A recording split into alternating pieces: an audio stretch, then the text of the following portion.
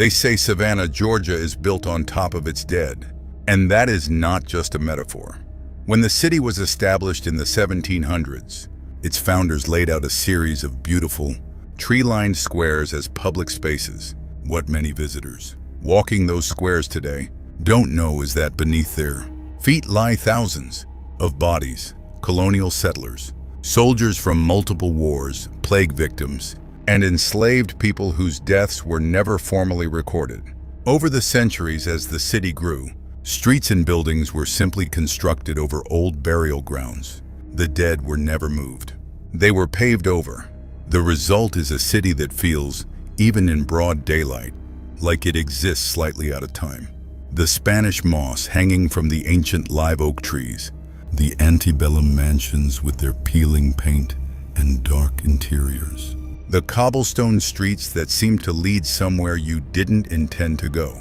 The Colonial Park Cemetery, established in 1750, is one of Savannah's most visited and most feared landmarks. During the Civil War, Union soldiers camped there and, out of dark humor and cruelty, allegedly altered dates and names on old gravestones. Visitors to this day report feeling disoriented, sensing movement in their peripheral vision, and hearing murmured voices with no source. Ghost tours through Savannah are among the most popular in the country, but longtime residents will tell you that the tours only scratch the surface. There are houses in this city where tenants have fled in the middle of the night, where construction workers have refused to continue their work after experiencing things they could not explain. In Savannah, the past does not haunt. It coexists. The Alamo is one of the most recognized buildings in America, a symbol of bravery and sacrifice, where in February and March of 1836, a small force of Texan defenders held out for 13 days against thousands of Mexican soldiers under General Santa Anna. When the walls were finally breached, nearly all of the defenders were killed. The bodies of the fallen were burned in large pyres outside the mission walls. What most people picture when they think of the Alamo is a proud monument to American history. What they don't picture is what happens there after dark. Security guards employed at the Alamo have long reported experiences they struggle to explain. Apparitions seen in the long barracks, the oldest remaining structure on the site, moving through corridors that should be empty. Strange cold spots that appear suddenly and vanish just as quickly. The sound of boots on stone floors in the dead of night when no one is inside.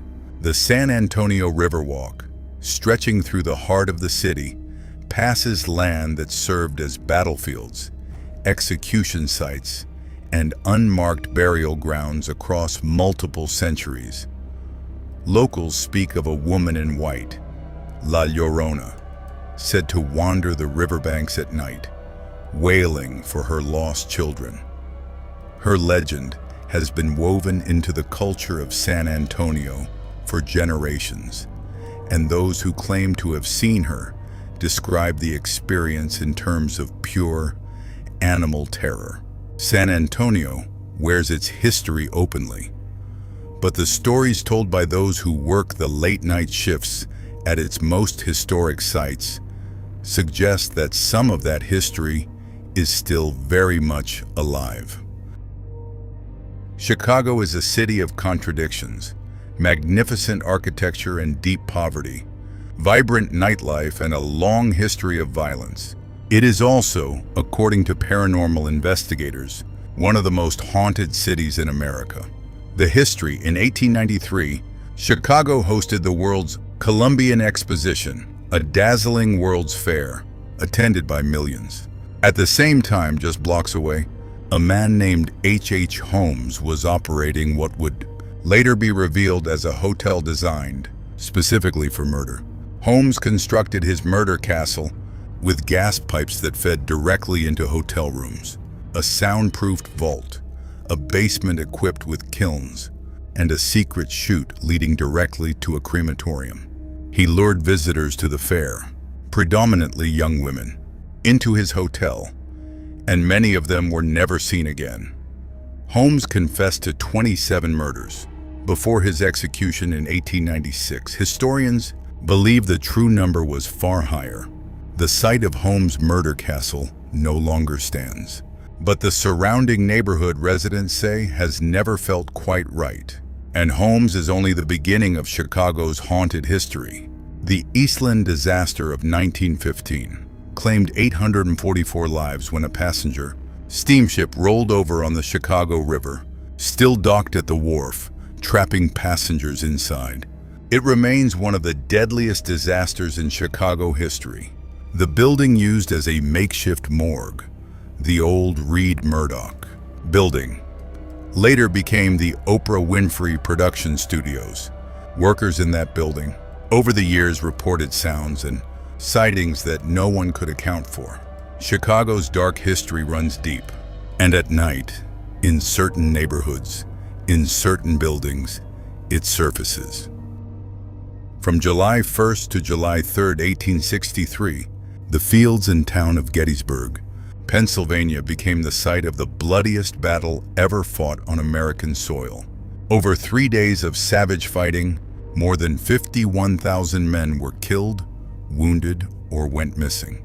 The dead were so numerous that the town of Gettysburg, with a population of only 2,400, was overwhelmed. Bodies lay in the fields for days in the summer heat. The smell, survivors reported, could be detected miles away. Gettysburg is today preserved as a national military park.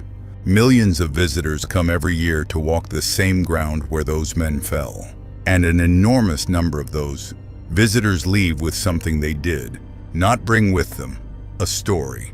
Photographs taken on the battlefield regularly capture what appear to be figures, men in period uniform, that were not visible to the photographer when the shot was taken. The Triangular Field, Devil's Den, and Little Round Top are the sites most frequently associated with paranormal encounters.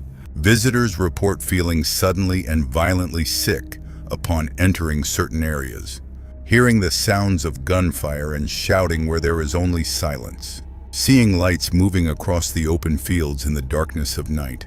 The Farnsworth House Inn, one of Gettysburg's historic bed and breakfasts, was used by Confederate sharpshooters during the battle. The building still bears bullet holes from the fighting.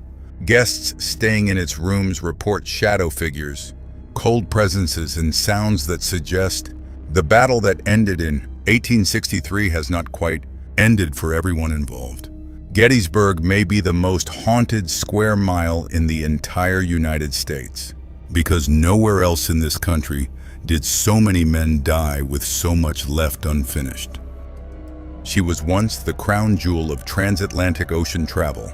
The RMS Queen Mary sailed from England to New York in majestic luxury, carrying dignitaries, celebrities, and royalty.